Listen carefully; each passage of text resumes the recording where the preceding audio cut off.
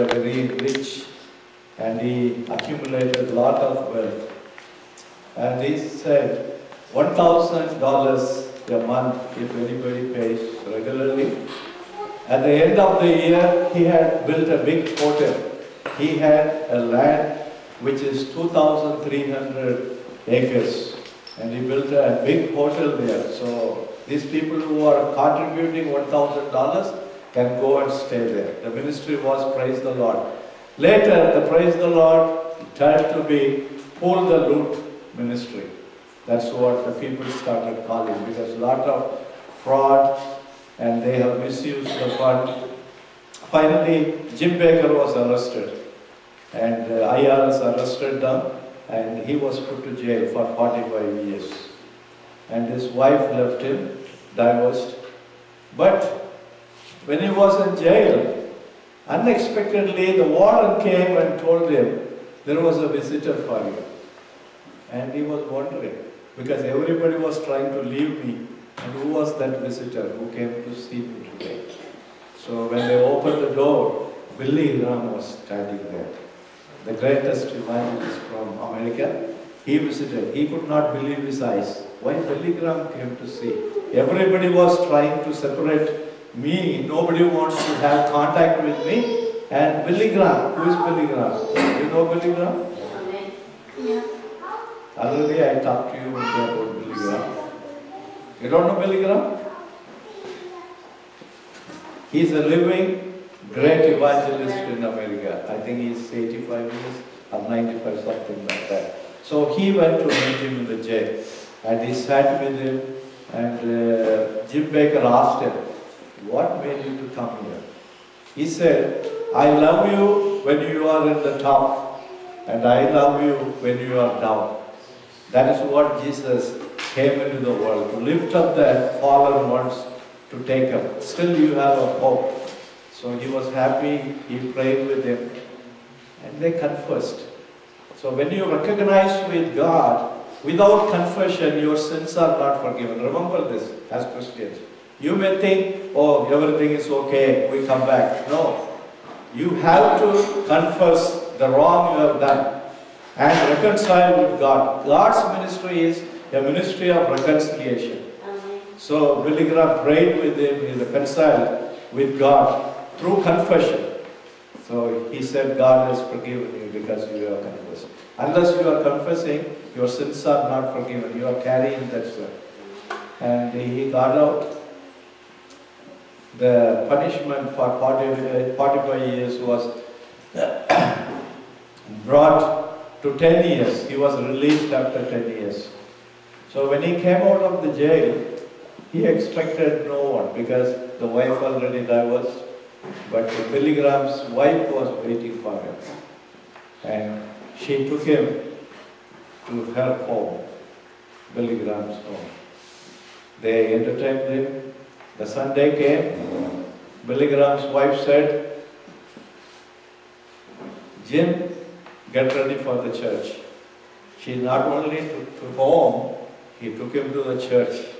And everybody's eyes was just surprised because they could not believe. Nobody wants to keep contact with him, but she brought him and they said, still he is our brother in the Lord. So that's what God has called us to do. When somebody makes a mistake, we are not supposed to neglect them. If they are willing to come back, we have to accept them. But the key point is, there should be a confession for everything what we have done. And in the book of James, he talks about it very clearly in the chapter 5. So this morning, if you have any grudges, you don't have big grudges, day-to-day fighting with your friends, we don't know what's happening behind you. So when you want to keep with God in the right standing, you have to keep your life straight. Okay? Okay, I want to tell a story.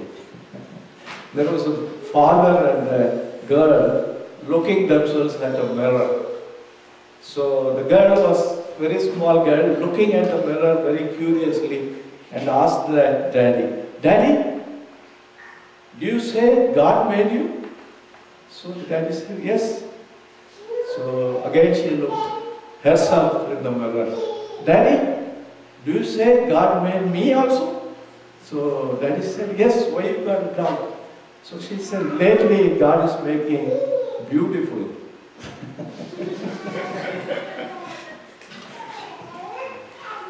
So children are beautiful, aren't you? Children are beautiful. God loves you. So keep you love back the Lord. Okay? Okay, go for your Sunday class.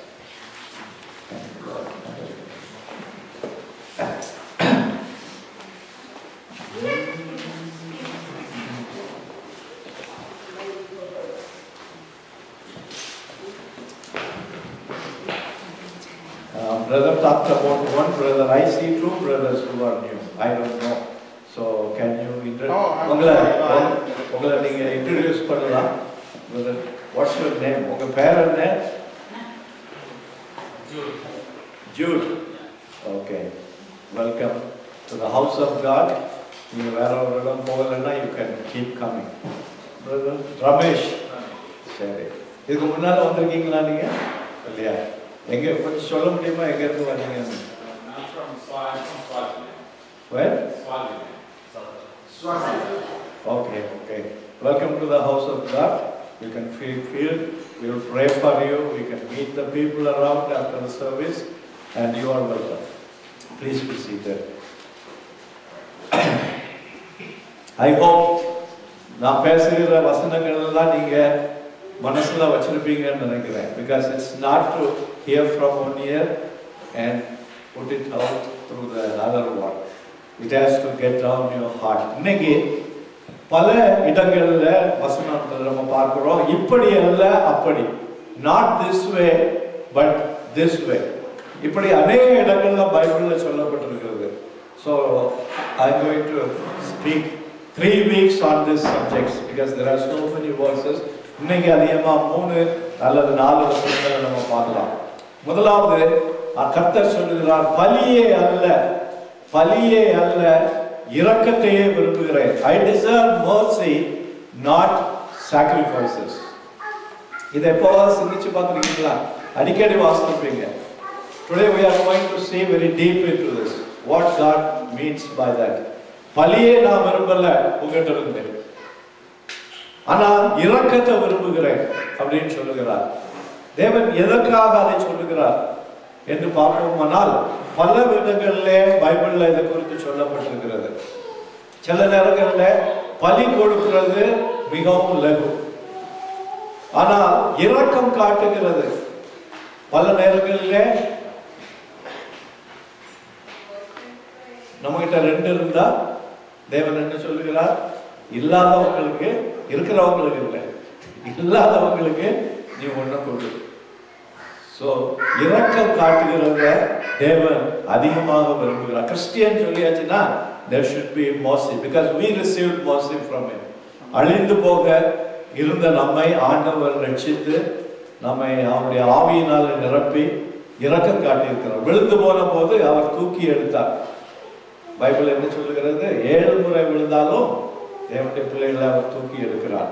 அப்போ மத்தேயு 9:13 எடுத்து வாசிங்க. அங்கே சொல்லி இருக்கிறது, பலியே அல்ல இரக்கத்தையே விரும்புகிறேன் என்பதின் கருத்து இன்னதென்று போய் கற்றுக்கொள்ளுங்கள். இயேசு என்ன சொல்லுகிறார்? நீங்கள் போய் கற்றுக்கொள்ளுங்கள். கேட்டு விட்டு போறதுக்கு இல்லை, உங்களுடைய வாழ்க்கையிலே just analyze what God wants it. ஒருவேளை சர்ச்சில் வந்து நான் ஆஃபரிங் கொடுக்குறேன், அது போதும் அப்படின்னு நிறைய பேர் நினைச்சிருக்காங்க. I am doing a great service to God. No, every day we got a mission in this world to represent Jesus Christ. அவரை நம்ம இந்த உலகத்துல காட்டுவதற்காக அழைக்கப்பட்டிருக்கிறோம். ஒரு நாள் நம்ம பாவியா இருந்தோம், இயேசு கிறிஸ்து ரட்சித்தார், நம்ம கழுவினார். பைபிள் என்ன சொல்லுது? We are being transformed every day. ஒவ்வொரு நாளும் அவரை போல மாற்றப்பட்டிருக்கிறோம். அந்த வசனம் என்ன சொல்லப்பட்டிருக்கிறது? அதுக்கு பிறகு போய் கற்றுக்கொள்ளுங்கள். வாசிங்க.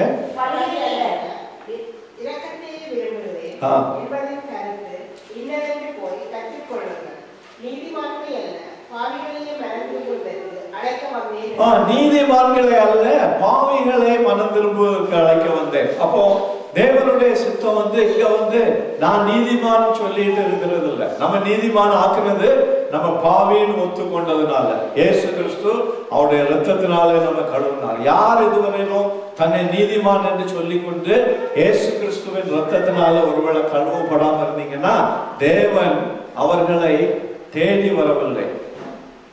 ஒரு நாள் you have to accept that you are a sinner. கிறிஸ்தவ சமுதாயத்துல இது மிகவும் காமன். கிறிஸ்தவ குடும்பத்துல பிறந்தாச்சுன்னா நான் கிறிஸ்தவன் அப்படின்னு சொல்லிட்டு சின்ன பிள்ளையில இருந்தே சர்ச்சுக்கு நான் வரேன், அதனால ஐ அம் கிறிஸ்டியன் அப்படின்னு சொல்றாங்க. வேதம் அப்படி சொல்லல. அதனாலதான் இயேசு கிறிஸ்து சொல்லுகிறார், நான் நீதிமான்களே அல்ல பாவிகளை அழைக்க வந்தேன்னு சொல்லி இருக்கிறார். So there is a time in our life we have to accept in the presence of God, Lord, I am a sinner. நான் ஒரு பாவி ஆண்டவரே. எத்தனை பேர் அப்படி நீங்க அக்செப்ட் பண்ணி இயேசு கிறிஸ்துவ ரட்சகராக ஏற்றுக்கொண்டீங்க? தைரியமா கை காட்டுங்க. That is the only way God comes in our life. That's what he is telling. நீதிமான்களை அழைக்க வரல. நீதிமான்கள் இருக்கிறாங்களா உலகத்துல? எப்படி சொல்லுவீங்க? ஹல்லேலூயா. என்ன சொன்னாங்க? எல்லோரும் பாவம் செய்து, எல்லோரும்னா எல்லோரும் வந்துட்டீங்க இல்லையா? எங்க பிஷப் ரொம்ப நல்லவர்னு சொல்ல முடியுமா? அல்லது போப்பு நல்லவர்னு சொல்ல முடியுமா? இயேசு கிறிஸ்து சொல்லிட்டாரு, எல்லோரும் பாவம் செய்து தேவ மகிமையை நீங்க இழந்து போனீங்க. அதனால nobody can claim that I am a righteous man. Our righteousness comes through Jesus Christ. Self righteousness is no righteousness. நம்முடைய சுயநீதியை பைபிள் சொல்லுது. நம்முடைய சுயநீதி என்னது? It's a old rag. அப்போ இதுல வந்து தேவன் என்ன சொல்லுகிறார்? இது என்ன என்று நீங்க போய் கற்றுக்கொள்ளுங்கள். அப்ப இதுல விடக்கூடாது. என்ன? How we can be merciful to others. Mercy அப்படின்னு சொல்லியாச்சுன்னா ஒருவேளை இரக்கம் தானா? ஒரு கதை எனக்கு ஞாபகம் வருது. அதாவது ஒரு சர்ச்சில் வந்து they made an appeal, fund collection appeal. அப்போ பெரிய search, there's a big line standing there. People are coming and putting money in the money bag. ஒரு சின்ன பிள்ளை with a crutch came in. அது வந்து நடக்க முடியாது, நொண்டியா இருந்தது. அது crutch-ஐ எடுத்துட்டு நொண்டி அந்த லைன்ல வந்து நின்னது. ஸோ எல்லாரும் வாட்ச் பண்றாங்க. பெரிய ஆளுகள் எல்லாம் போய் போடுறாங்க அவங்களுக்குள்ள பணத்துல இருந்து அதிகமா. இந்த பிள்ளை நொண்டி வந்து கிட்ட வந்த உடனே தன்னுடைய கையில் இருந்த ஒரு சின்ன மோதிரத்தை எடுத்து அந்த பேக்ல போட்டுட்டு எல்லாரும் பார்த்துட்டு இருக்கிறாங்க. பாஸ்டரும் பார்த்துட்டு இருந்தாரு. சர்வீஸ் முடிஞ்ச உடனே இங்க கவுண்ட் பண்ணாங்க. எக்ஸஸ் ஆஃப் மணி, அவங்களுக்கு தேவையானதுக்கு கூடுதலா மணி இருந்தது. அப்போ அந்த சின்ன பிள்ளைய பரிதாபப்பட்டு பாஸ்டர் போய், தங்கச்சிங்க வா, நீ கொடுத்தது ரொம்ப நல்லது, ஆனா எங்களுக்கு பணம் நிறைய வந்துட்டு, அதனால உன்னுடைய மோதிரத்தை நீ வச்சுக்க அப்படின்னு திரும்ப கொடுத்தாரு. How many of you will be happy to receive it back like that? அந்த பிள்ளை சொல்லிச்சது, pastor, I did not give the ring to you. She rebuked back the pastor, telling, I gave the ring to my Lord. சில நேரங்கள்ல நம்முடைய decision making not related to God, personalized everything.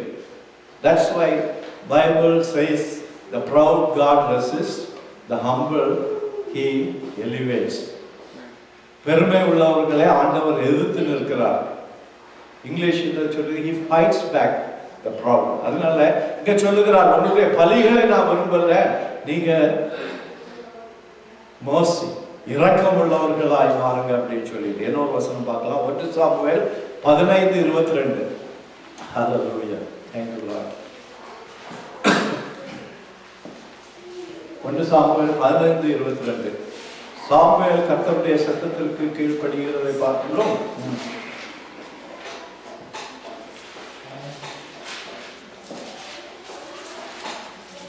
அதற்கு Samuel, கர்த்தருடைய சத்தத்திற்கு கீழ்ப்படிகிறதை பார்க்கிறோம், சர்வாங்க தகன பலிகளும் கர்த்தருக்கு பிரியமாக இருக்குமோ, பலியை பார்க்கிறோம் கீழ்ப்படிதலும். பலியை பார்க்கணும் கீழ்ப்படிதல். அங்க இரக்கம் சொன்னாரு, இங்க கீழ்ப்படிதல் சொல்றாரு. You have to relate everything. When God says mercy, mercy involves obedience.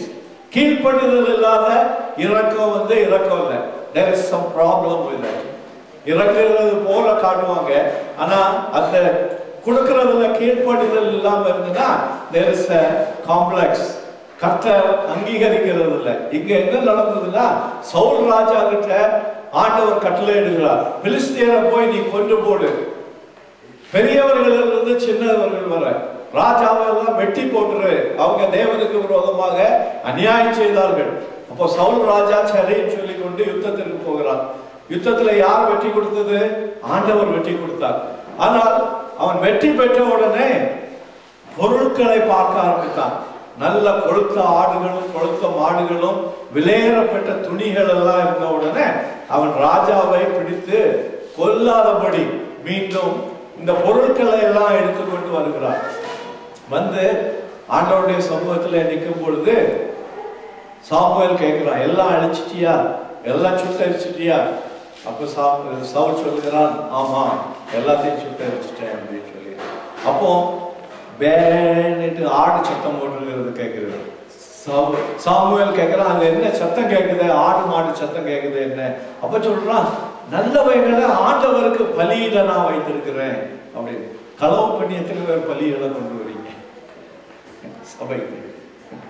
Our God is a holy God. Our earnings should be honest. நம்ம நீதியாய் சம்பாதிக்கிறவைகளை தான் அவர் கேட்கிறார். அதுல இருந்துதான் கருத்தை கேட்கிறாரு வெளியே எப்படியாவது சம்பாதித்து. நீங்க இந்தியாவுக்கு போனீங்கன்னா there is a Sardar community, they are the good giving people. அங்க அவங்களுடைய குருத்வாரால போனீங்கன்னா காலையில இருந்து சாயங்காலம் வரை சாப்பாடு நடந்துகிட்டே இருக்கும். அதனால பாவங்கள் எல்லாம் அவங்களுடைய குருத்வாருக்கு முன்னால பார்க்கலாம். பாவங்கள்ட்ட கேட்டீங்கன்னா அவங்க தான் பெரிய கம்யூனிட்டின்னு சொல்லுவாங்க. ஏன்னா அவங்க எப்பவும் அவங்க ஆகாரம் கொடுத்துக்கிட்டே இருக்கிறாங்க. ஆனா அவங்களுடைய போதனையில இப்படிதான் சம்பாதிக்கணும்னு கிடையாது. You can cheat or do anything. ஆனா எல்லாம் பண்ணிட்டு நீ கர்த்தருக்கு கொடுத்துடலாம். ஆனா இங்க அப்படி இல்லை. பலியை பார்க்கிறது கீழ்ப்படிதலை ஆண்டவர் விரும்புகிறார். கர்த்தருடைய வசனத்தை கேட்டுக்கிட்டு கீழ்ப்படியாதபடி எப்படியும் வாழ்ந்துகிட்டு ஆனா நான் ஆண்டவருக்கு காணிக்கை கொண்டு வரேன்னு சொல்றதா ஆண்டவர் விரும்புகிறது. முதலாவது போய் கீழ்ப்படிதலை கற்றுக்கொள்ளுங்கள் என்று தேவன் விரும்புகிறார். கீழ்ப்படிதல் இல்லாத வாழ்க்கையை ஆண்டவர் விரும்புகிறது இல்லை. கீழ்ப்படிதல் சொல்லியாச்சுன்னா ஆண்டவர் வசனத்துல சொல்லி இருக்கிறவைகளுக்கு அவருடைய கட்டளைகளுக்கு கீழ்ப்படுகிறது.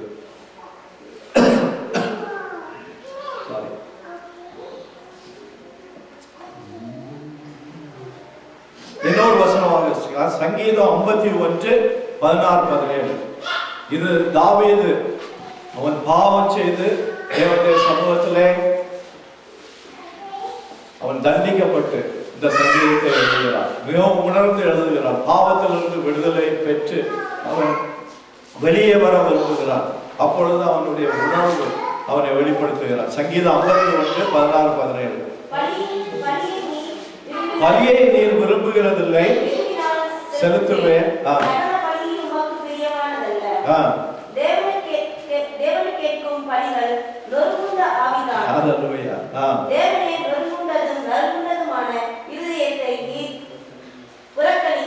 தகன பலியும் பலியும் நீர் கேட்டிருந்தா நான் எவ்வளவோ செய்திருப்பேன். Because he was a king. அவன்கிட்ட இல்லாத சொத்து இல்லை. ஆனால் நீ அவர்களை விரும்புகிறதில்லை. நீர் விரும்புகிறது என்னன்னா நொறுங்குண்ட ஆவி,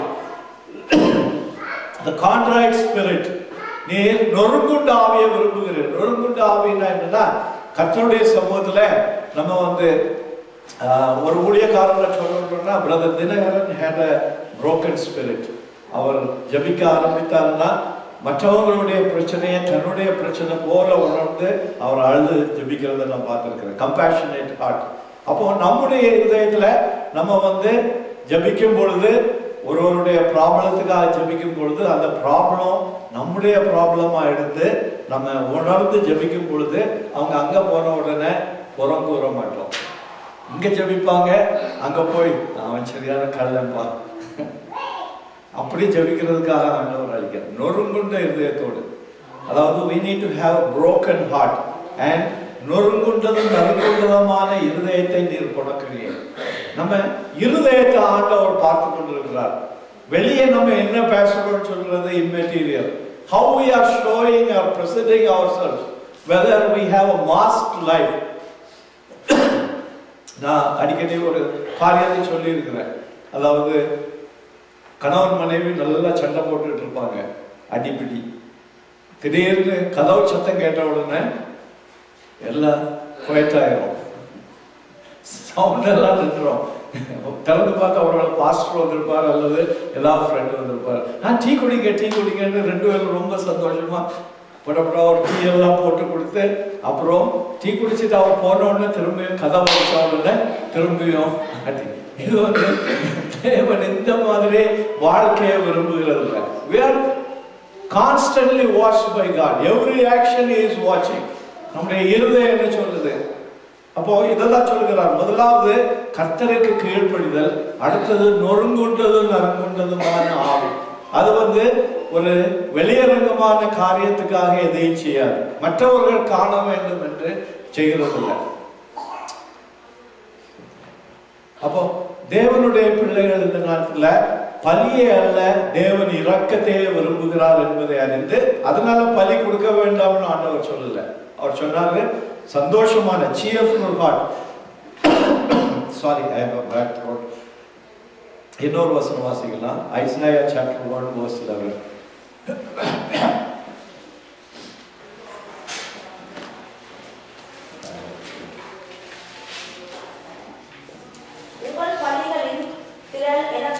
உங்கள் பலிகளின் திரள் எனக்கு என்னத்துக்கு என்று கர்த்தர் சொல்கிறார். ஆட்டுக்கடாக்களின் தகன பலிகளும் கொழுத்த மிருகங்களின் நிழலும் எனக்கு ஆரோக்கியமாய் இருக்கிறது. காளைகள், ஆட்டுக்கடாக்கள், கடாக்களுடைய இரத்தத்தின் மேல் எனக்கு பிரியமில்லை. எனக்கு பிரியமில்லை ஆண்டவர் சொல்லுகிறார். ஆனா சில ஊழியக்காரங்க என்ன சொல்றாங்க, நீங்க 10,000 ரூபாய் ஊழியத்தை கொடுத்தீங்கன்னா உங்க பேரை நாங்க போர்டுல போடுவோம், 20,000 கொடுத்தீங்கன்னா பில்டிங்க்கு முன்னால உங்களுடைய பேரை போடுவோம். அதுக்காக கொடுக்கிறவங்க 1000 பேர் இருக்கிறாங்க. ஆனா தேவன் அவைகளை விரும்புகிறல்ல. உங்களுடைய ஆடு மாடுகள் எனக்கு என்னத்துக்கு, உங்களுடைய திரவியங்கள் என்னத்துக்கு? கர்த்தருடைய திரவியங்கள் இல்லையா? He wants everything. அதனால தெளிவாக சொல்லுகிறார். நான் ஏற்கனவே இந்த கதையை சொல்லி இருக்கிறேன். ஒரு சர்ச்சில் வந்து எல்லாரும் ஆஃபரிங் கொடுத்தாங்க. ஒருத்தர் வந்து ஒரு ஃபேன் கொடுத்தாரு. அப்போ ஃபேன்ல வந்து அவர் என்ன எழுதியிருந்தார், donated by name, donated by. அப்போ அவர் சர்ச்சுக்கு வரும்போது ஃபேன் என்ன செய்யும், ஓடிக்கிட்டே இருக்கும். நம்ம சர்ச்சில் வர்ற யாரும் ஃபேனை பார்த்தாச்சுன்னா டொனேட்டட் பை யாருன்னு தெரியாது. அவருக்கு ரொம்ப வேதனை. ஐயோ அது நின்றுனா at least people will see donated by me. So திடீர்னு ஆளை காணல, எழுப்பி பின்னால போய் மெயின் ஆஃப் பண்ணிட்டு வந்து உட்கார்ந்துக்கிட்டாரு. மெயின் சுவிட்ச் ஆஃப் பண்ணிட்டு வந்து அப்போ எல்லாரும் பவர் போயிட்டு ஃபேன் எல்லாம் நின்றுட்டு சொல்லி மேலே பார்த்தாங்க, donated by so and so. How many of you are giving to the Lord because other has to appreciate? தேவன் அவைகளை வெறுக்கிறார். நம்ம செய்யறது நம்ம ரட்சித்த தேவனுக்காக நம்ம செய்யறோம். பாவத்தில் அழிந்து கொண்டிருந்த நம்ம ரட்சித்த தேவன் நம்மளை புது மனுஷனாக்கிறார். பைபிள் என்ன சொல்லுது, ஒருவன் இயேசு கிறிஸ்துவுக்குள் இருந்தால் பழையவைகள் எல்லாம் ஒழிந்து போயினா எல்லாம் புதிதாயின. அப்போ ஒருவேளை உங்களுடைய வாழ்க்கையில இன்னும் புதிதாகவில்லை அப்படின்னு உள்ள சிச்சுவேஷன்ல இருந்தீங்கன்னா, today is a day. You come back, confess your sins to the Lord and make a new beginning. Without confession, there is no forgiveness. கர்த்தர் இரக்கம் உள்ளவர் தான், ஆனா தன்னுடைய பாவத்தை அறிக்கை பண்ணாதபடி அவர் யாரையும் மன்னிக்க முடியாது. அவருடைய பிராக்டிவ் சில இடங்கள்ல ஆண்டவர் கேட்காதபடியும் மன்னித்திருக்கிறார். ஆனா அவருடைய இருதயம் எப்படி இருந்ததுன்னு ஒருவேளை அவர் நோக்கி இருக்கலாம், நமக்கு தெரியாது. என்ன ஒரு வசனம் கடைசியா பார்த்துக்கிட்டு நம்ம இதனுடைய விளக்கத்தை கொஞ்சம் பார்க்கலாம். ஓசியாவின் புஸ்தகம் 6வது அதிகாரம், ஓசியா புக் 6:6.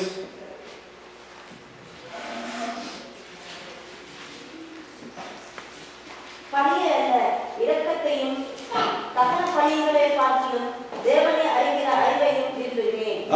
தேவனை அறிகிற அறிவை விரும்பினேன். முதலாவது சொன்னாரு கீழ்ப்படிதலை விரும்பினேன். அடுத்தபடியாக சொன்னாரு நான் வந்து broken spirit, contrite spirit அதை விரும்பினேன்னு சொன்னால், இங்க வந்து தேவனை அறிகிற அறிவு. தேவனை அறிகிற அறிவு எப்படி வரும்? பைபிள் வாசிக்காம வருமா? எத்தனை பேர் நீங்க டெய்லி பைபிள் வாசிக்கிறீங்க? நான் அடிக்கடி கேட்கிற காரியம், எதுக்காக திரும்ப திரும்ப கேட்கிறேன்னா அட்லீஸ்ட் தொடங்கி இருக்கீங்களா பார்த்துக்கிறது.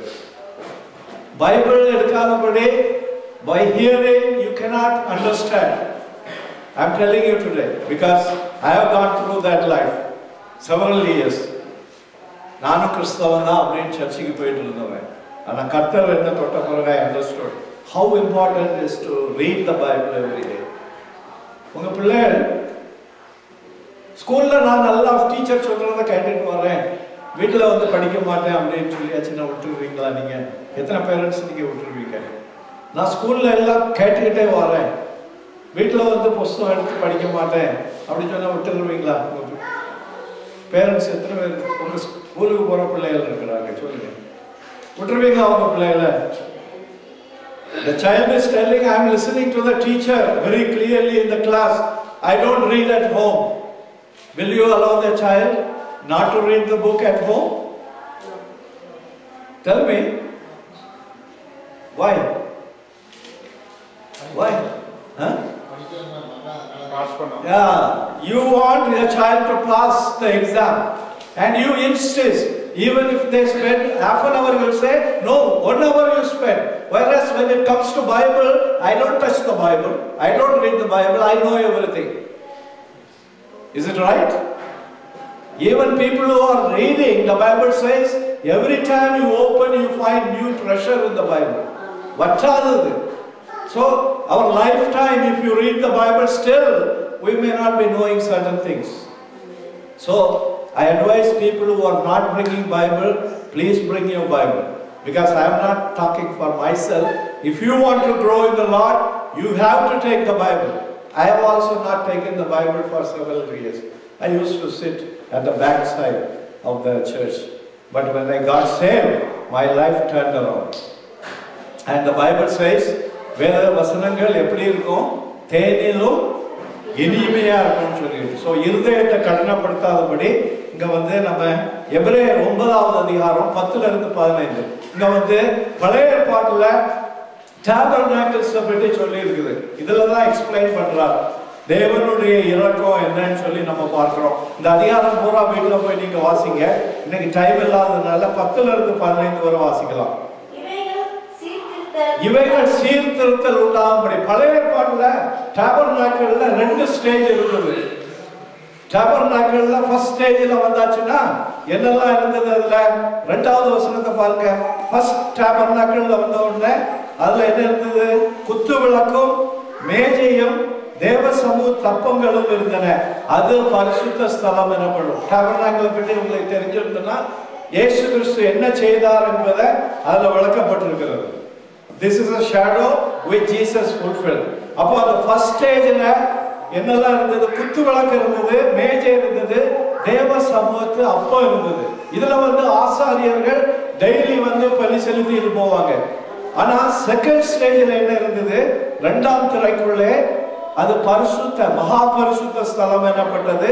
அதிலே பொன்னார் செய்த தூப கலசமும் முழுவதும் பொற்றவேடு பொறுத்திருந்த உடன்படிக்கை பெட்டியும் இருந்தன. அந்த பெட்டியிலே மன்னா வைக்கப்பட்டிருந்தது. ஆரோனுடைய தளிர்ந்த கோலும் உடன்படிக்கை கற்பலகைகளும். உங்களுக்கு தெரியுமா இதெல்லாம்? ஆரோனுடைய இந்த ப்ராப்ளம், ஆரோனுடைய பட்டு வந்து துளித்தது என்று பைபிள்ல புதிய ஏற்பாடுல வாசிங்கன்னா அது பழைய ஏற்பாடுல எங்க இருந்து தெரிஞ்சாதான் உங்களுக்கு யூ கேன் கனெக்ட் தட்.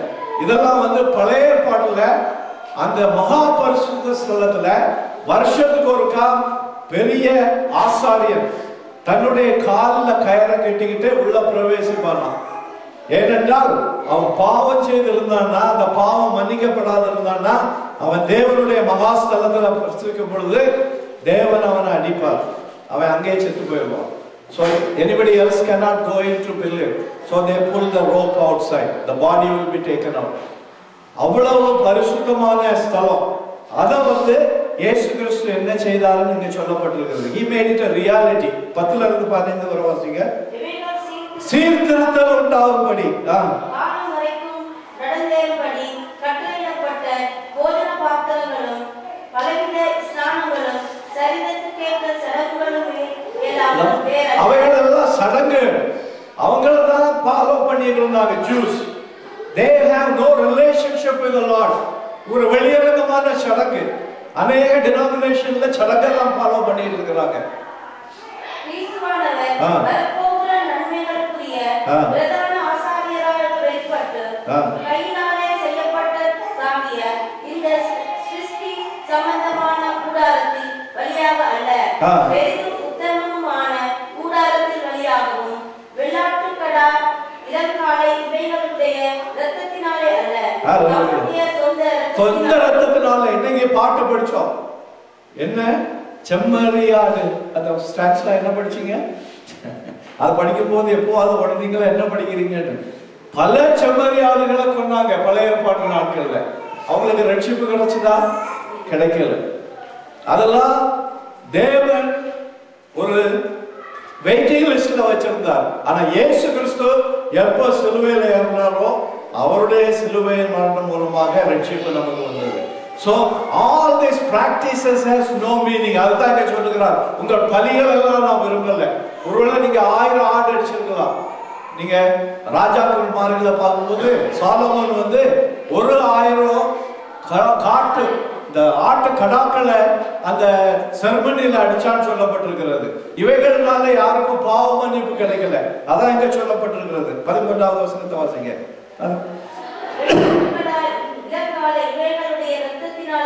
தம்முடைய சொந்த இரத்தத்தினாலும் ஒரே தரம் மகா பரிசுத்த ஸ்தலத்திலே பிரவேசித்து நித்திய மீட்பை உண்டு பண்ணினார்.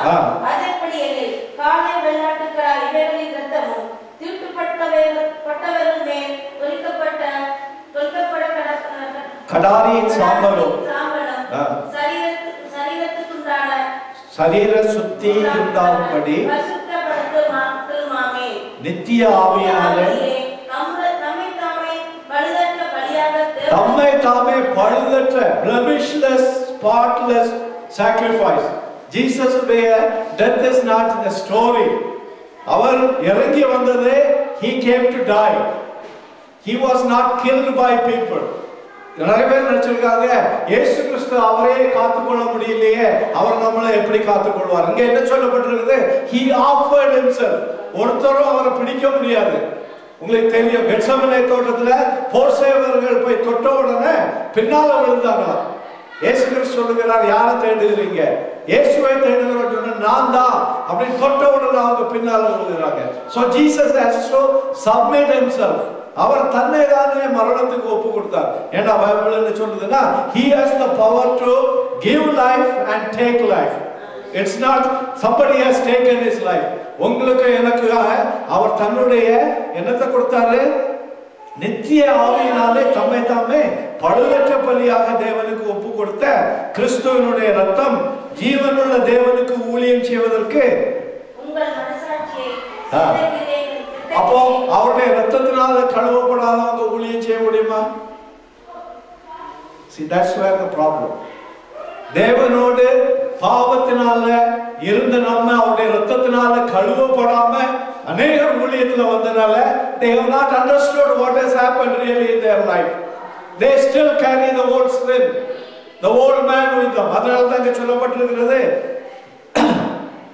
ஊழியம் செய்வதற்கு உங்கள் மனசாட்சியை செத்த கிரியை, dead creativity, dead actions, நீங்க ரட்சிக்கப்படாதபடி செய்கிற எல்லாம் வந்து செத்த கிரியைகள். செத்த கிரியைகளை somebody likes it. மனுஷனே தொட மாட்டான், கர்த்தர் எப்படி தொடுவார்? We think we are doing service to God. You cannot do service unless you are purified by the blood of the Lamb. செத்த கிரியைகளை சுத்திகரிப்பது எவ்வளவு நிச்சயம். 15வது வசனத்தை வாசிங்க.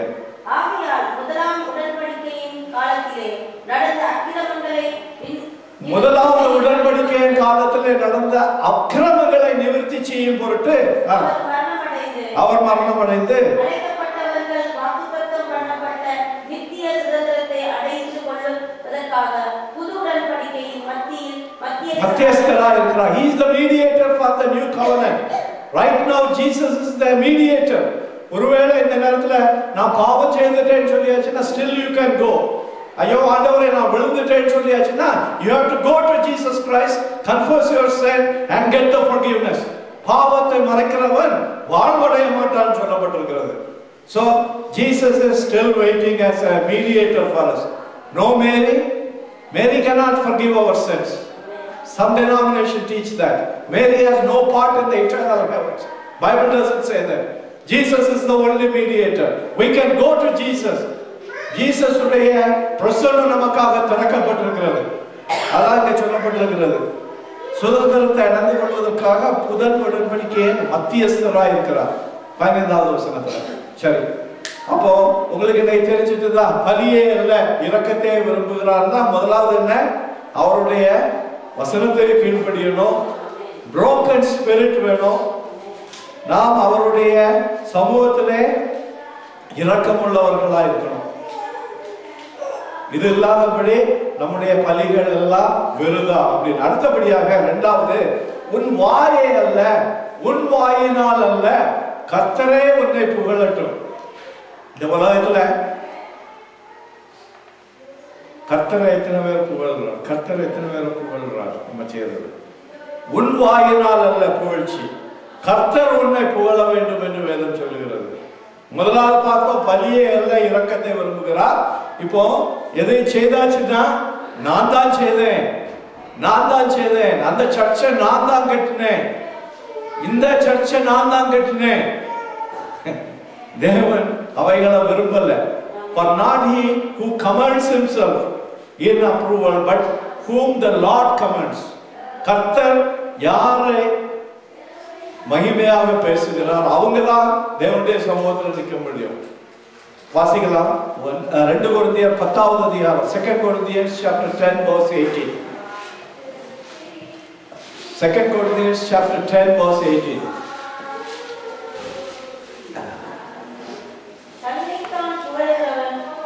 தன்னைத்தான் புகழுகிறவன் உத்தமன் அல்ல. இது வந்து செல்ஃப் எக்ஸால்டேஷன். தன்னைத்தானே புகழுகிறது. நான் தான் செய்தேன், நான் தான், என்னுடைய வீடு தான், என்னுடைய குடும்பம் தான் பெருசு, என்னுடைய சர்ச்சு தான் பெருசு. அது வந்து அப்படி, அதாவது ஒன்னு பர்சனல்ல இருந்து குடும்பம், குடும்பத்துல இருந்து சர்ச்சு, சர்ச்சில் இருந்து நம்முடைய கம்யூனிட்டி, எங்க ஊர்ல எல்லாம் போனா எங்க ஜாதி, எங்க ஜாதி வந்து தமிழ்நாட்டுல ரொம்ப மோசம். சபைகளுக்குள்ள ஜாதி தலைவிரித்து ஆடுகிறது. ஒவ்வொரு ஜாதிக்கும் ஒவ்வொரு பாஸ்டர் வேணும். பைபிள் அப்படியே சொல்லி இருக்குது. ஆண் ஜாதி பெண் ஜாதி எல்லாம் இல்ல.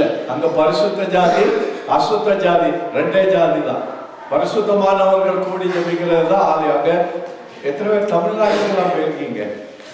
எனக்கு ஸ்ரீலங்கால எப்படின்னு தெரியாது. ஸ்ரீலங்கால ஜாதி உண்டா? நல்லா இருக்கா? தன்னை தான் புகழுகிறவன் உத்தமன் அல்ல, கர்த்தரால் புகழப்படுகிறவனே உத்தமன். நீதிமொழிகள் 25-27 வாசிங்க.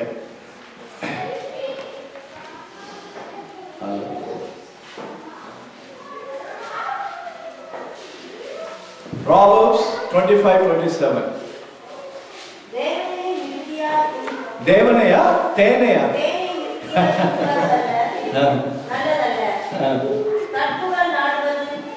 புகழ் அல்ல, தேனே மிகுதியா. யாராவது அப்படி குடிச்சிருக்கீங்களா? தேன் ஒரு பாட்டில ஒரு ஏடியா குடிச்சிருக்கீங்களா? யாருக்கா அனுபவம் இருக்கா?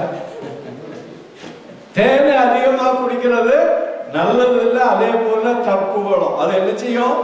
உங்களையே அழிச்சு போட்டுரும். அதனால மற்றவங்க உங்களை புகழட்டு. கர்த்தர் புகழன்னா கர்த்தர் வந்து உங்களுக்கு முன்னால் நின்று புகழ போறது இல்லை. மற்றவங்க பேசட்டு உங்களை குறித்து. Let others say what you are doing. நீங்க போய் நின்னுட்டு நான் தான் செய்தேன்னு சொல்ல வேண்டிய அவசியம் இல்லை. Isn't it? You cannot stop the mouth of the world. Let the world speak about you. Let the society speak about you. அதான் ஆண்டவர் சொல்கிறார். தன்னைத்தானே புகழுகிறத தேவன் விரும்பவில்லை. இன்னொரு வசனம் வாசிப்போம். ஒபதியாவின் புஸ்தகம், the book of Obadiah, page வந்து 1071, 1071 பேஜ். ஒபதியா 4வது வசனம். ஒரே அதிகாரம் தான் உண்டு. எத்தனை பேருக்கு தெரியும் ஒபதியான்னு ஒரு புஸ்தகம் இருக்குன்னு பைபிள்ல?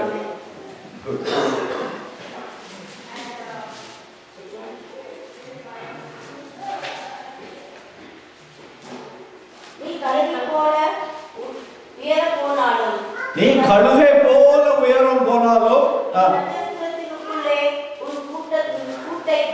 நீ நட்சத்திரங்களுக்குள்ளே ஒரு கூட்டை கட்டினாலும் அவ்விடத்திலிருந்து உன்னை விளத்தள்ளுவேன். அப்போ ஆண்டவர் அப்பவே சொல்லி இருக்கிறார். இவங்க இப்பதான் 3 போயிருக்காங்க. ஆனா they have to still go to the star. ஏன்னா நட்சத்திரங்கள்ல கூடு கட்டினா உங்களுக்கு தெரியுமோ தெரியாதோ, இந்த நாட்கள்ல there is a fund raised. அதாவது மூணுல போய் டூர் போயிட்டு வர்றதுக்கு ஒரு கூட்டம் ஆட்களை சேர்த்திருக்காங்க. They are working on that and they are planning to make a settlement in the moon so that they can live in the moon for few days. Like இங்க இந்த ஃப்ளாரிடா போறாங்க இல்லையா, இங்க குளிர் கூடிட்டுன்னா ஃப்ளாரிடா ஓடிடுவாங்க. அதே போல உலகத்துல ப்ராப்ளம் வந்துட்டுன்னா மூணுக்கு போறதுக்கு ஒரு குரூப் ஆயத்தப்படுத்திட்டு இருக்குது. ஆண்டவர் சொல்லுகிறார், நீ நட்சத்திரத்தை போனாலும் அங்க இருந்து ஒண்ணு நான் தள்ளுவேன் சொல்லிட்டு இருக்கிறார். they cannot escape. அவங்க நினைச்சிட்டு இருக்கிறாங்க நம்ம இந்த உலகத்துல இருந்து மேல போயிட்டோம்னா நம்மளை யாரும் தொட முடியாதுன்னு சொல்லிட்டு தேவன் நகைக்கிறார். அதனால டோன்ட் ஃபூல் யுவர் செல்ஃப். இங்க உள்ள சயின்டிஸ்டுடைய கதைகள் எல்லாம் கேட்டு ஏமாந்து போகுங்க. they cannot change even a little bit of the tip of the truth from the word of God. அவங்க இமேஜின் பண்ணி millions and millions of years ago அங்க டைனோசரஸ் இருந்தது, எங்கேயாவது ஒரு போன் துண்டை எடுத்துட்டு வந்தது. we have seen the fossil. இவங்களுக்கு 200 வருஷத்துக்கு முன்னாலேயும் 2 லட்சம் வருஷத்துக்கு முன்னாலே உள்ள வித்தியாசம் தெரியாது. they cannot make it. they have experimented that. they hit something 50 years ago. அதுக்கப்புறம் எடுத்து கொடுத்தாச்சுன்னா 50,000 years ago scientists will say. So don't get fooled with this millions of years and all. தேவனுக்கு விரோதமா ஒன்றும் செய்ய முடியாது. அதனால தன்னைத்தானே உயர்த்து அவன் ஸ்டார்ல போனாலும் நான் அங்கிருந்து கிக் பண்ணுவேன்னு சொல்லுகிறான். மத்தேயு 23:12 வாசிங்க. Matthew 23:12.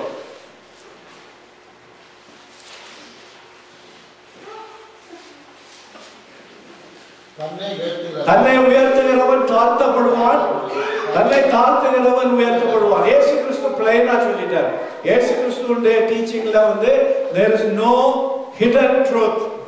யாரோ டைரக்டா வாஸ்து அண்டர்ஸ்டாண்ட் பண்ணலாம். ஆனா பால் எழுதும் பொழுது கொஞ்சம் டிஃபிகல்ட் டு அண்டர்ஸ்டாண்ட். ஏன்னா பால் வந்து சில காரியங்களை கன்க்ளூட் பண்ண மாட்டார். கேபிட்டல் போட்டு ஒரு கேள்விக்குறியில விட்டுருவார். கேள்விக்குறியில விட்டாச்சுன்னா எல்லாரும் அவரவருக்கு ஏற்றபடி அதை மாற்றிட்டுறது. ஆனா இங்க வந்து இயேசு கிறிஸ்து கிளியரா சொல்லிட்டார், தன்னை உயர்த்துகிறவன் தாழ்த்தப்படுவான், தன்னை தாழ்த்துகிறவன் உயர்த்தப்படுவான். அடுத்தபடியா செல்ஃப் ரைச்சஸ்னஸ்.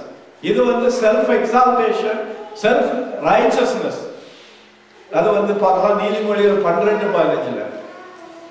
தான் பாவம் செய்தாலும் தன்னுடைய நீதி, சுய நீதி, நான் ரொம்ப நல்லா தான் இருக்கிறேன், ஆனா ஆண்டவர் தான் உள்ள பாக்குறாரு.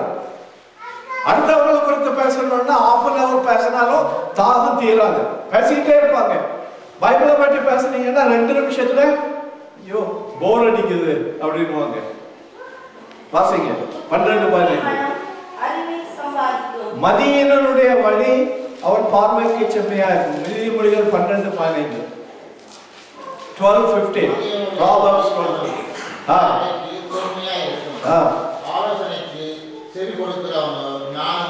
அப்போ மதியீனனுடைய வழி அவன் பார்வைக்கு செம்மையா தான் இருக்கும். The people who are doing the wrong things for their eyes it is right, but கர்த்தர் வந்து செம்மையானதை அறிந்திருக்கிறார் சொல்லப்பட்டிருக்கிறது. So nobody have the right to claim that they are right. Let others praise, let others see from the angle they are seeing. இன்னொரு வசனம் பாருங்க, என்ன கொஞ்சம் விளக்கமா இருக்கும். நீதிமொழிகள் 20:6. Proverbs 26. Proverbs 26.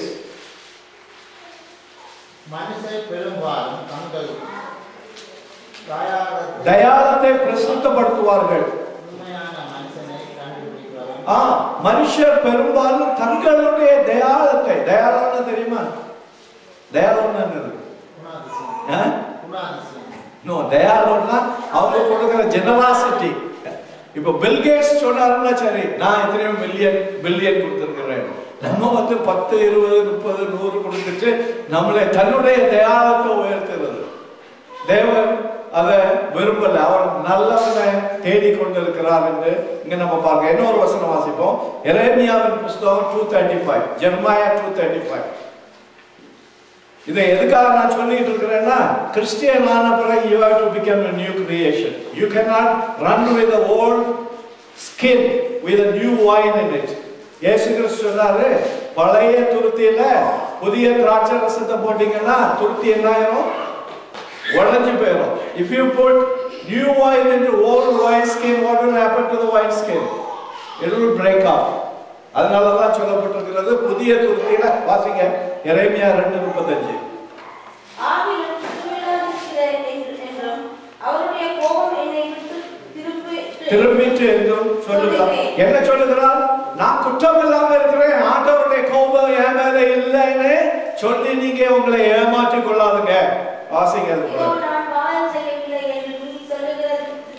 இதோ நான் பாவம் செய்யவில்லை என்று நீ சொல்லுகிறது நிமித்தம் யார் வழக்காடுவா?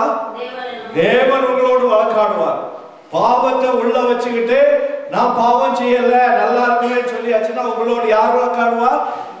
தேவன் வழக்காடுனா நீங்க பிழைக்க முடியுமா? That's why many people are getting into trouble. Not because அவங்க தேவனுக்காக ரைச்சியஸா வாழ்ந்து persecution, that is different. Persecution God is not talking about. கர்த்தருக்காக ஊழியம் செய்யும் பொழுது உங்களுக்கு நிந்தைகள் வரும். That is different. இது நீங்க தேவனிடம் தைரியமா நின்று போய் பேசுறது, தேவனுடைய பந்தியில தைரியமா பங்கு பெறுறது, இருதயத்துல இன்னும் அநேக பாவங்கள், மறவாத பாவங்கள், வாயில தேவனுக்கு விரும்பாத வார்த்தைகள், கெட்ட வார்த்தைகள் என்று எபிசியன்ல வாசிக்கிறோம். உங்கள் வார்த்தைகள் வாயிலிருந்து கெட்ட வார்த்தைகள் புறப்படாதிருப்பதாக அப்படின்னு சொல்லிட்டு, அப்ப நம்முடைய வாழ்க்கையில நம்ம என்ன செய்கிறோம்? குற்றம் இல்லாத இருக்கிறேன் என்றும் அவருடைய கோபம் என்னை விட்டு திரும்பிட்டு என்றும் நீ சொல்லுகிறாய். தேவன் சொல்லுகிறார், உன்னோடு நான் வாதாட விரும்புகிறேன், என்னுடைய சமூகத்துல நிறுத்தி நான் உன்னோடு பேசுகிறேன் என்று ஆண்டவர் சொல்லுகிறார். எல்லோரும் வசனம் பார்க்கலாம், டைம் ஆயிட்டது. ரோமர் 2:29. நான் 3 வசனம் பார்த்தேன். ரோமர் 2:29. Romans 2:29.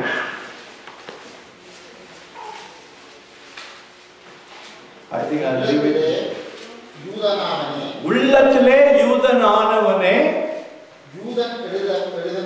உள்ளத்திலே யூதனானவனே, எங்க நிறுத்தணும் அங்க நிறுத்தணும்.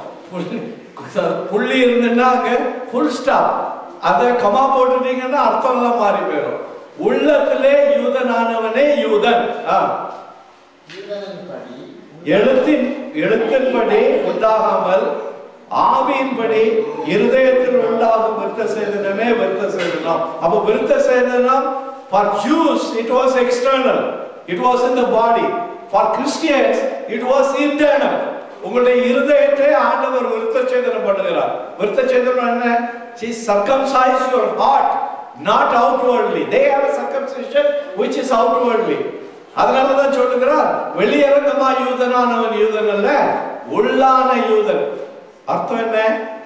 ரட்சிக்கப்பட்டவங்க, இயேசுவின் ரத்தத்தினால கழுவப்பட்டவங்க, பரிசுத்த ஆவியினால நிரப்பப்பட்டவங்களை தான் ஆண்டவர் தெரிந்தெடுக்கிறார். கடைசி நாட்களிலே உண்மையோடும் ஆவியோடும் என்னை ஆராதிக்கிறவர்களை நான் தேடிக் கொண்டிருக்கிறேன் என்று புதிய ஏற்பாடுல நம்ம வாசிக்கிறோம். சோ எல்லா ஆராதனையும் ஆண்டவர் ஒத்துக்கிடுறது இல்லை. அந்த ஆராதனை எப்படி இருக்கணும்? உண்மையோடும் ஆவியிலே இருக்க வேண்டும் என்று சொல்லப்பட்டிருக்கு. நீங்கள் ஜெபிக்கும் போது ஆவியிலே நிறைந்து ஜெபியுங்கள் என்று சொல்லப்பட்டிருக்கிறது. அப்போ இதுல இப்படிப்பட்டவனுடைய புகழ்ச்சி மனுஷராலே அல்ல, தேவனாலே உண்டாயிருக்கிறது. இப்போ நம்ம we have seen the difference. முதலாவது என்ன சொன்னார்? I deserve mercy, not your sacrifices. இரண்டாவது சொன்னாரு, உன் வாய் அல்ல கர்த்தருடைய வாயை உன்னை புகழட்டும். There is a praise from the Lord. கர்த்தருடைய மகிழ்ச்சி, praise நமக்கெல்லாம் கிடைக்கணும். அப்போ இந்த நேரத்தில் நம்ம ஒப்பு கொடுப்போம். நான் இன்னொரு வசனம் பார்க்கலாம்னு நினைச்சேன், இன்னைக்கு முடியாது. சரி, it's a good time. Sister, you have song? Don't waste our time. கர்த்தருடைய வருகை சீக்கிரமா இருக்குது. இயேசு சீக்கிரமா வர போகிறார். அவர் யாரும் அறியாத நேரத்தில் திருடன் வருகிறது போல வருவேன்னு சொல்லி இருக்கிறார். அதனால இன்னைக்கு உங்களுடைய இருதயத்தில் ஆண்டவர் பேசினார்னா இன்னைக்கு நீங்க ஒப்பு கொடுங்க. இதுல வெட்கப்படுறதுக்கு யாருக்கும் இல்லை. நான் ஒரு நாள் when I was 34 years old என்னுடைய பாவத்தை உணர்ந்து தேவனிடம் ஒப்பு கொடுத்தேன். சோ ஒப்பு கொடுக்கிறதுக்கு நீங்க மற்றவங்களை யாரும் பார்க்க வேண்டியதில்லை. It's a relationship between you and God. கர்த்தருக்கு நீங்க உங்களை ஒப்பு கொடுக்காம தேவ சமூகத்துல அவர் வரும்போது நிக்க முடியாது. You cannot stand in the presence of God.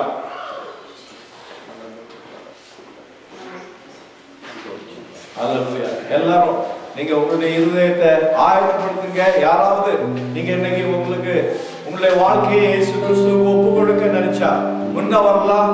we'll pray together. கர்த்தரிடம் அறிக்கைப்படுங்க உங்களுடைய பாவத்தை. அவர் மன்னிக்க ஆயத்தமா இருக்கிறார். ஒருவேளை இங்க நீங்க செய்ய விரும்பலன்னா வீட்டுல போய் தனித்திருந்து உங்களுடைய ஜெபத்துல உங்களுடைய பாவங்களை அறிக்கைப்படுங்க. தேவனிடம் சொல்லுங்க, நான் ஒரு பாவி ஆண்டவரே, என்னை நீ மன்னியும். சின்ன வயசுல இருந்து இந்த நாள் வரை செய்த ஒவ்வொரு பாவங்களையும் ஆண்டவர் உங்களுக்கு நினைவு கூட்டுவார். நீங்க சொல்லுங்க, ஆண்டவரே நான் தான் செய்தேன், இந்த பொய்யை நான் தான் பேசினேன். தேவனுடைய சமூகத்துல உங்களை ஒப்பு கொடுங்க. முன்னால வர வேண்டியவங்க ஜெபிக்க வரமானால் நீங்க வரங்க இந்த நேரத்துல. ஹalleluya.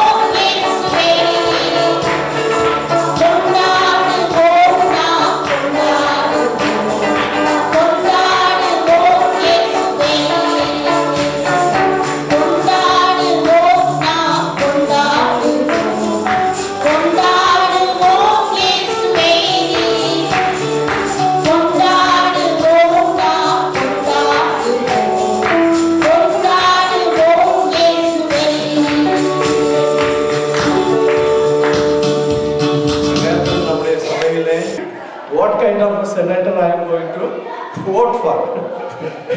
நீர் உதவி செய்கிறவர்னா நான் ஓட்டு போடணும்னு முடிவு எடுத்தேன். அதனால you get my vote. So கர்த்தருக்கு ஊழியம் செய்யறதுக்கு ஆயத்தமா இருக்கணும். அல்லேலூயா.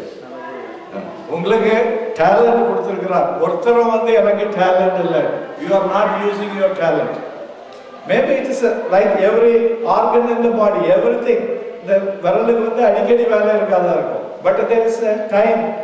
ஏதாவது நீங்க grip பிடிக்கணும்னா இந்த விரல் இல்லைன்னா grip சரியா வராது. So there is a time you have to act. You cannot stay idle. இங்க அதான் சொல்லுகிறார். சுயாதீனம் உங்களை ஃப்ரீடம் கொடுத்துட்டார். ஃப்ரீடம் கொடுத்துட்டாருன்னு சொல்லிட்டு கர்த்தருக்கு ஒன்றும் செய்யாம இருக்கிறது இல்லை. ஃப்ரீடம் கொடுத்தாருன்னா வாலண்டியரா I have to get involved. That is what அடையாளங்களா எடுத்திருக்கிறார். We are the slaves to Jesus Christ. அவருக்காக ஏதாவது செய்யணும். அதாவது லிங்கனை பற்றி ஒரு ஸ்டோரி ஏற்கனவே நான் உங்களுக்கு சொல்லியிருக்கேன். ஆபிரகாம் லிங்கன் அவர் தான் வந்து இங்க அடிமைத்தனத்தை மாற்றினவர். இங்க வந்து பிளாக்ஸ் எல்லாம் அடிமைகளா இருக்கும் பொழுது ஆபிரகாம் லிங்கனுக்கு டைம்ல தான் எமான்சிபேஷன் பில்லுன்னு கொண்டு வந்து அவர்களுக்கு விடுதலை கொடுத்தாங்க. அந்த நேரத்துல அந்த அடிமைத்தனம் இருக்கும் பொழுது அவர் ஒரு மார்க்கெட்டுக்கு போனாராம். அங்க பெண்களை விலைக்கு விற்பாங்க. அப்போ ஒரு கேர்ள் பயந்துகிட்டு, யங் கேர்ள் பயந்துகிட்டு இருந்திருக்கு, 14 வயசு கேர்ள். அப்போ ஆபிரகாம் லிங்கன் அப்படியே பார்த்துட்டு வந்திருக்கிறாரு. அநேகர் அந்த கேர்ளுக்கு நிறைய வேலை, $100, $200, $500 பேசிட்டு வந்திருக்கிறாங்க. இவர் அதை பார்த்துட்டு $1000 ஒரே ஐடியா கொடுத்து அந்த கேர்ளை வீட்டுக்கு வாங்கிட்டு போயிட்டாரு. இந்த கேர்ள் பயந்து பயந்து வீட்டுக்கு வந்திருக்கு, அடிமை. அதே வீட்டுக்கு வந்த உடனே சொல்லியிருக்கிறாரு, உனக்கு மேல இருந்து ஃப்ரீடம். என்னமே நீ என்னுடைய அடிமை கிடையாது. நான் உன்னை வாங்கினது உன்னை விடுதலை பண்றதுக்கு. நீ போலாம், போய் விடுதலையை போயிட்டு ஏதோ செய்யலாம் அப்படின்னு சொல்லி அந்த பொண்ணு கொஞ்ச தூரம் போயிட்டு திரும்பி வந்துட்டு தான் அவன்கிட்ட வந்து, நான் உங்களுக்கே அடிமையா இருக்கிறேன் அப்படின்னு சொல்லி. எதுக்கு? அதுக்கு உலகத்துல போனா திரும்பியும் என்ன நடக்கும்னு தெரியாது. ஆனா இவர்கிட்ட வந்து she saw that protection. அப்போ வாலண்டியரா she offer herself.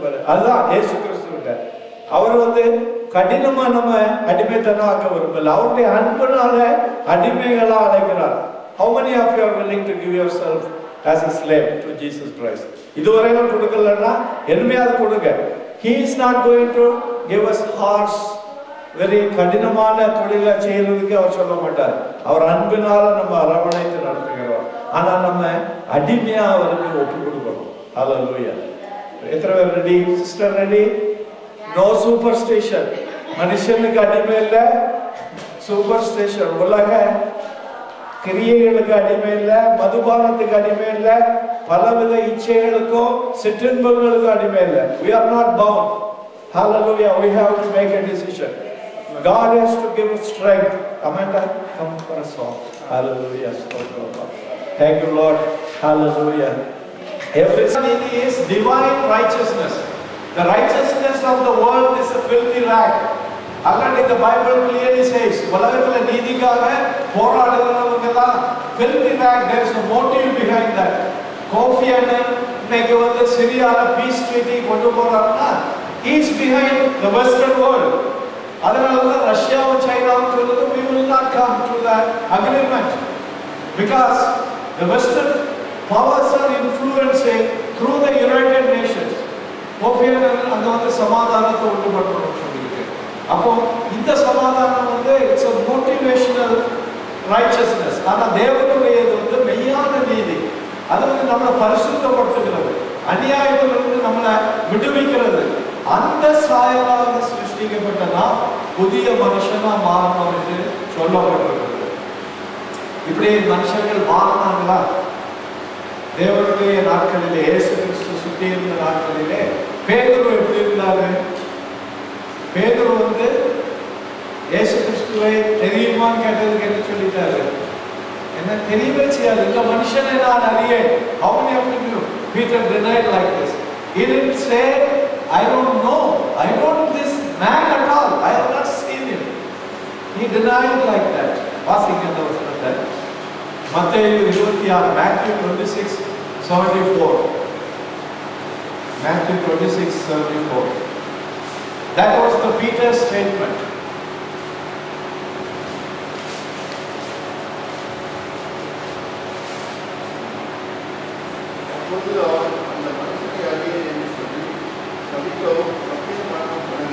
அந்த மனுஷனை என்று சொல்லும் பொழுது ஜீசஸ் கிரைஸ்ட அரியன் என்று சொல்லி என்ன செய்யலாம், சபிக்கவும் சத்தியம் பண்ணவும் ஆரம்பித்தாங்க. இந்த மனுஷன் எனக்கு தெரியாது, இயேசு எனக்கு தெரியாது அப்படின்னு சொல்லி சபிக்க ஆரம்பித்தாங்க. பாருங்க எவ்வளவு மோசமான நிலைமை. ஆனா அப்படி இருந்தவன் புது மனுஷன் ஆக்கப்பட்ட பிறகு என்ன செய்யலாம் என்று பாருங்க. அப்போஸ்தலர் 5வது அதிகாரம் 15வது வசனம். அதே பேதுரு அவரை சபித்தவன், அவரை தெரியாது என்று சொன்னவன் அப்போஸ்தலர் 5:15 அவருடைய சீஷர் ஆயிட்டான். ஆன பிறகு என்ன நடந்தது பாருங்க.